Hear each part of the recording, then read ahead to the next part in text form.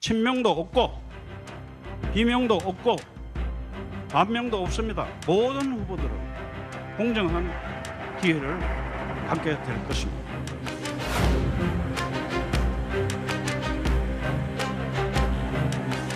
저 부정한 돈 받지 않았습니다.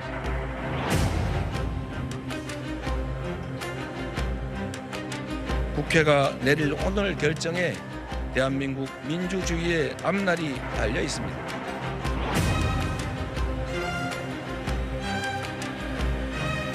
납득할 수 없는 판결이고요.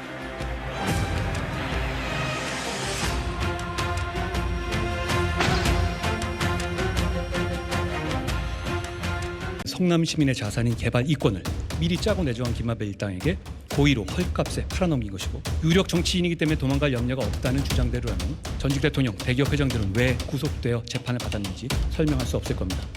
노웅래 의원이 청탁을 받고 돈을 받는 현장이 고스란히 녹음되어 있는 녹음 파일이 있습니다. 저번에 주셨는데 뭘 또 주냐, 저번에 그거 제가 잘 쓰고 있는데 라고 말하는 노웅래 의원의 목소리, 돈봉투 부스럭거리는 소리까지도 그대로 녹음되어 있습니다.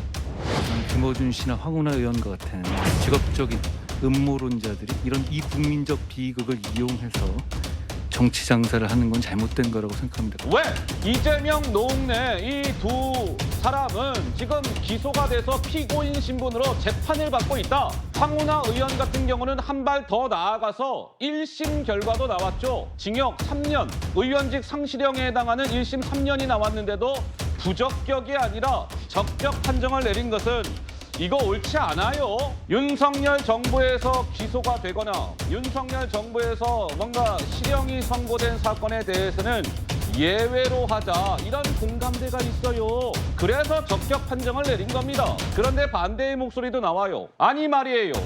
아전 인수식에 잣대를 들이댄 모양새라 아이고 역풍이 무서워요.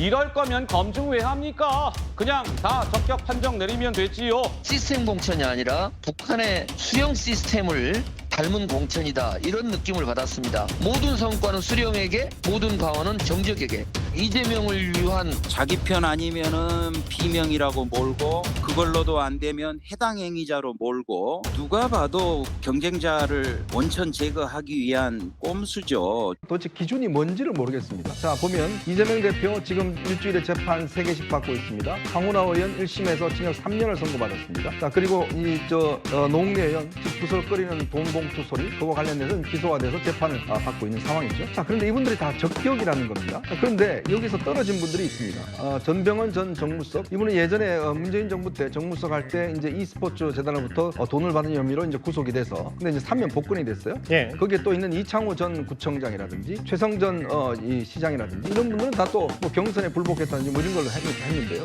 정말 국민의 기준으로 볼 때 과연 이 예를 들어서 경선에 불복하고 뭐 당의 어떤 이 지시에 따르지 않는 것이 중하겠습니까? 아니면 본인들이 이런 여러 가지 어떤 부패와 비리 혐의로 인해서 실형을 선고받은 이런 것들이 더 중하겠습니까? 그렇지, 민주당의 기준은 이런 거는 괜찮아라는 거 아니겠습니까? 왜냐? 결국 이재명 대표 같은 경우는 관련돼 있기 때문에 모든 기준 자체가 이재명 대표를 기준으로 해서 저는 거기에서 결정되기 때문에 지금 황운하 의원도 적격, 노웅래 의원도 적격, 이런 결정이 내려지는 게 아닌가.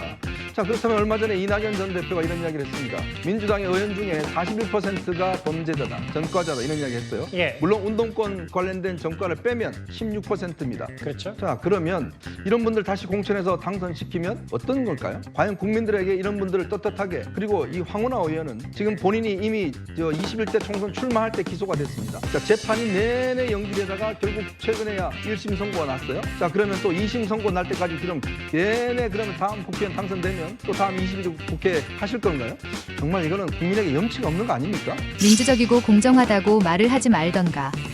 민주당의 민주가 사라진 것은 알지만 국민을 너무 호구로 보는 거 아닙니까?